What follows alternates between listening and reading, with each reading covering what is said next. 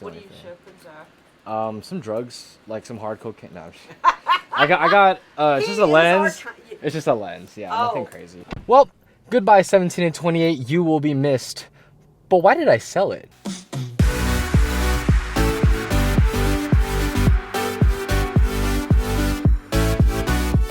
What's up, y'all? It's Project Photography back with another video, and today, as you guys just saw, I sold my 17 to 28, and there are other 3 pieces of camera gear that I'm also going to be selling off. But I kind of want to run through and talk about why I'm selling each piece of gear, and it ends up being a third of my overall camera kit. Now, that is a lot of camera kit to get rid of, but I think I'm making some really nice changes to help shrink down my kit and be more focused in terms of what each piece of gear does. So let's talk about the 17 to 28 first, because I originally picked up the 17 to 28 to be more of like a video lens and an astro lens. But there's a few things that I kind of realized. First of all, I did not shoot astrophotography nearly as much as I thought I would. And when it comes to astrophotography, it's a very niche photography in the sense of like you can only shoot it at certain times of the year because you don't want a ton of clouds in the sky and make it much more difficult to capture those landscapes. And there's only certain areas that you can go ahead and shoot astro. For example, it has to be really low when it comes to light pollution. And in my local SoCal area, it's very difficult to shoot astrophotography, pretty much impossible because there's so much light pollution since I live pretty close to Los Angeles. And you can only shoot at places like JT, for example, or Yosemite, where there is limited light pollution in those national parks. Because astrophotography isn't really my main niche of photography, I can just use the 14 to 30 in a pinch and the 24 to 70. We get 24 millimeters at 2.8. That should be more than fine enough to capture astro. So I just figured even though those lenses aren't perfect for that, they're still doable. But the other main reason I had the 17 and 28 was for video, and it was one of my best video lenses because of the f2.8 aperture and the internal zoom. I use it a lot on a tripod with my Nikon Z30. But since getting my Nikon Z6 III, I just felt like it didn't make sense to keep it because I have the 24 to 70, and honestly, the 14 to 30 isn't as good as the 17 to 28, but covers a lot of the same grounds that lens does. And a lot of the reasoning why I'm actually selling off a ton of this gear is because of the Z6 III, which I am filming on right now. But that kind of leads me into the next part and talking about why I'm selling off my other Z6. Now, as you guys know, I only carry 3 camera bodies with me, and before I got the Z6 III, I had 2 Z6s and a Z30, but one of the Z6s had pretty much a messed up back LCD, so it just made sense to go ahead and get rid of that because I don't need 4 camera bodies. But we also have to go through and talk about this lens, the 12 to 28. Now, I initially got this lens because I wanted to have image stabilization with the Z30 when I'm filming. So when I'm vlogging and stuff, I can shoot a little bit of B-roll, but also when I'm filming myself, it's nice and stabilized. But also again, since getting the Z6 III, it pretty much does the job because we have that flip screen, we have in-body image stabilization rated at 8 stops. That's more than enough for vlogging in particular. Now, the last piece of gear that I'm selling off is this 24 to 200. Now, this was an incredible lens and was one of my best telephoto lenses that I used for a really long time. And especially paired with something like the Z30 made a really killer combo. But since getting the 20 to 400, that is my new telephoto lens. I mean, having that extra 200 millimeters on the long end by itself is more than enough for me to switch over. And even though the 24 to 200 did an incredible job for me as a landscape photographer, it just doesn't make sense to have 2 of the exact same lenses, especially now that I have the 20 to 400. And inside of this P Design large camera cube is going to be my kit for the long run, or actually the foreseeable future. So I think the best place to start off when talking about this kit is my Nikon Z6 III. This camera is going to be my main video camera and one of my main landscape photography cameras. And it's such an integral part of this kit and a big reason why I'm going ahead and selling off a ton of gear. And the Z6 III is just an amazing upgrade over the original Z6, hence why it's becoming my main camera body now. But it doesn't mean that the Z6 is any slouch in of itself. This is still going to be either a second camera body for me for photography, especially because it's a full frame body, but you can also still use it as a B-roll camera for me because it has a nice image stabilization. It's still going to be a really integral part of my kit.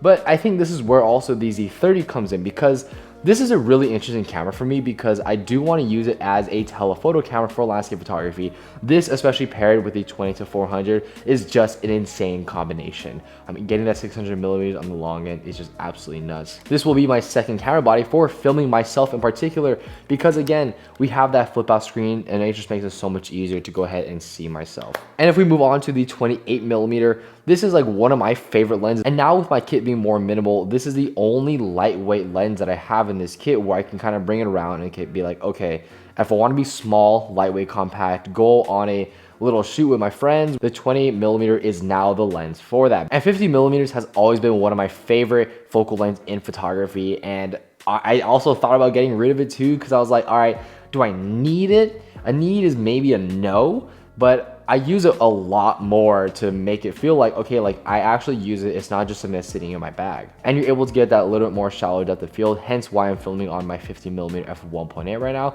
It looks pretty good. But now we have to talk about the Planet because I think for me, this is one of those lenses that I have in my kit that is purely for the sake of being a masterpiece lens. One of the best, actually, no, the best lens that I own. And I love just taking it out and seeing the world through its perspective because it's just so interesting in the images that you can capture. Having that really shallow depth of field is just absolutely mind-blowing. And even though I don't necessarily use it for my professional work all the time, it's really nice to have a lens like this in my kit where I can take it out and just take mind-blowing photos every time. But then we move to like almost my holy trinity. I do consider this my holy trinity for as a landscape photographer and kind of as a content creator. Like these three lenses right here are everything to me. We get the 14-30 because it can shoot amazing landscape photography. It does a better job than those other two lenses and is a big reason why this is mainly in my kit. And I remember the first time that I picked up this lens, I remember thinking like this is going to be an amazing video lens because it has a quiet autofocus and it's really wide. I mean 14mm is just so much easier to film yourself. And I was just like, okay, like even though this is not the perfect wide angle lens for video, it can still absolutely get the job done. And so I didn't feel like this lens needed to have something else that did something that's also very similar, hence those other wide angle lenses. So I just decided to stick with the 14-30, and honestly, using it with my Z30, using it with my Z6 III to film has been perfectly fine. But then we have to talk about the 24-70, and sometimes I have a really difficult time pinpointing exactly what I use it for photography, but then it's also one of my most used lenses for photography. I mean, I'll take like portraiture with it, I'll do like street stuff with it if I'm just out there shooting. I won't use it for landscape photography because if I'm using the 14-30 and the 28-400, those are the only two lenses.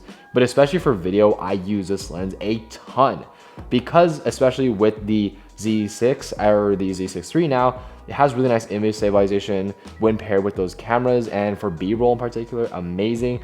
Film myself, amazing, especially if I have it on the tripod, it can do that job really well, and it's extremely versatile with this focal range. But the 28-400 is one lens where it's a little bit more specific.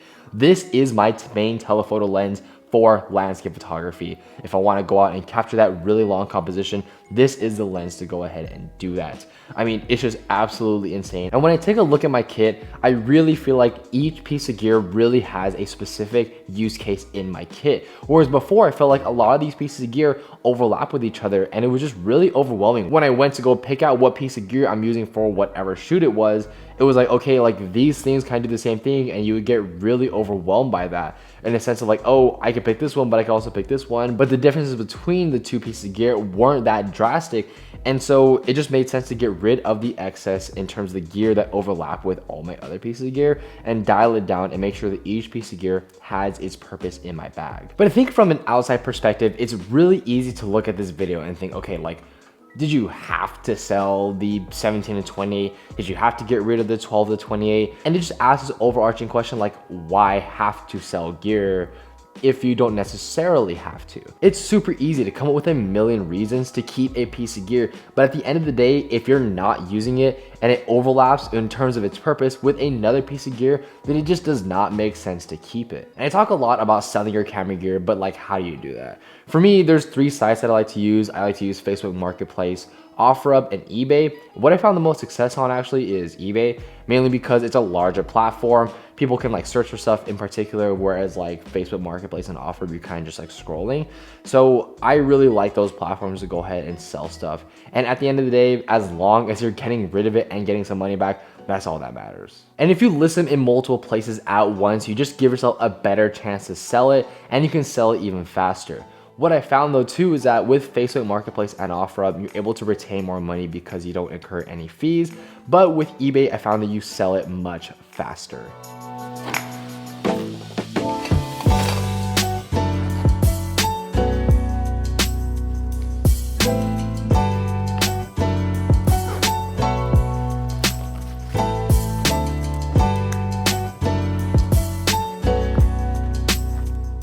I've always been a big believer that less is always more, and that if you live a life in excess, then you're really taking away from the things that truly matter, which is experiencing the world. Because I think this is a big problem in American society in particular, where we want that bigger and nicer house, the more expensive car, more money, and the list just goes on and on. We consume in excess and we want more and more. But at the end of the day, what for? And I think majority of our issues in society come from this sense of overconsumption, where we're trying to appease people and we can never be satisfied. Because when it comes to consumption, you can always want more and more and more and more, and it doesn't have to stop because you can always want the bigger thing. And this just overall leads us to be more unsatisfied with our lives because we're simply focusing on the wrong things. If you even take something like income, for example, you can always want a bigger and better number. If you have $100,000, why not say make $200,000 or $300,000 and so on. The list can go on and on and on, which is why I'm such a big proponent of less is more, because less is more really focuses on to take care of the things that truly matter in our lives, like the people, the friends and family, or the experiences that we have. These are the things that will actually bring us true happiness, because at the end of the day, you can want that bigger and nicer house, but if you have no one to occupy it, it doesn't matter how big it is. To reduce the amount of excess that we have in our lives encourages us to be more minimalistic and focus on the things that actually matter. And kind of relating it back to photography, it goes the exact same way. If we focus on having more and more and more camera gear, it takes away from the experiences that we have going out and actually capturing and shooting photography. The whole point of camera gear isn't that it's an end in of itself. The goal is to not achieve some grand number of camera gear or lenses. It's to go out and experience more of the world. The whole point of life is just to enjoy the human experience, and photography is just another avenue to go and do that. So if you'll excuse me, I'm gonna go out and enjoy my human experience and capture some amazing landscape photography. Thank you so much for experiencing the world with me, and I hope to see you guys in the next one.